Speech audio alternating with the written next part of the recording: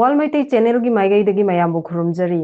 ꯍꯧꯈꯤꯕ ꯅꯕꯦꯝꯕꯔꯒꯤ ꯇꯥꯡ 12 ꯆꯍꯤ 2025 ꯑꯁꯥꯝ ꯇ꯭ꯔꯤꯄꯨꯔꯥ ꯃꯤꯇꯩ ꯑꯄꯨꯟꯕ ꯂꯨꯞ ꯗꯦꯜꯂꯤꯒꯤ ꯀꯣꯔ ꯀꯃꯤꯇꯤꯅ ꯃꯤꯐꯝ ꯑꯃ ꯃꯙꯨ ꯕꯤꯍꯥꯔ ꯗꯦꯜꯂꯤꯗ ꯄꯥꯡꯊꯣꯛꯈ꯭ꯔꯦ ꯑꯠꯃꯜꯒꯤ ꯑꯦꯜ ꯐꯣꯅꯤꯚꯨꯁꯟ ꯁꯤꯡꯍꯥꯅ ꯊꯧꯔꯝ ꯑꯁꯤꯒꯤ ꯃꯤꯐꯝ ꯃꯄꯨ ꯑꯣꯏꯕꯤꯈꯤ ꯑꯠꯃꯜꯒꯤ ꯑꯦꯗꯚꯥꯏꯖꯔ ꯀꯩꯁꯥꯝ ꯁꯟꯖꯤꯞꯅ ꯃꯔꯨꯑꯣꯏꯕ ꯋꯥꯔꯣꯜ ꯀꯌꯥ ꯊꯝꯕꯤꯈꯤ ꯃꯍꯥꯛꯀꯤ ꯋꯥꯔꯣꯜꯒꯤ ꯃꯇꯨꯡ ꯏꯟꯅ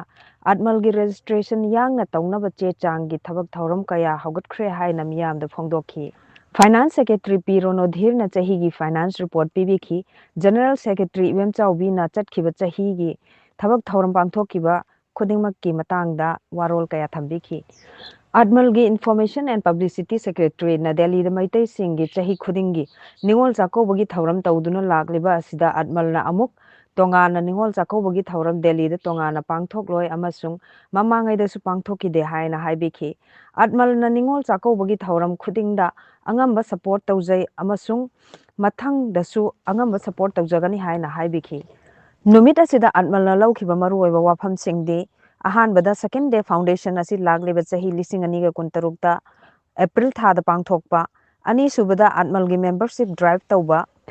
अहुम सुबदा था अहुम की मनुंगदा अमुक्तंग ओइरबसु मयाम पुन्ना meeting पांगथोकपा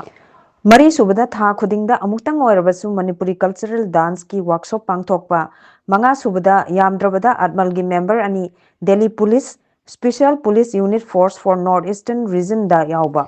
mister L Raju Singh तुकोना अदमल की मिफम असिदा सरुक याबिदुना अदमल की थबक थौरमबु पुकनिंग सौगतपा ओइना सेल की मतेंग पांगबिरखी अदमल की प्रेसिडेंट अमसुंग फाइनेंस सेक्रेटरी न मैतै इमाना साब खुदै पीदुना महाकपु इकाय खुमनबा उठकी ताबिरिबा पाव मतांग असिदा लोइसिनजरे मिदेंग ताबिरिबा पुनु खुरुमजरी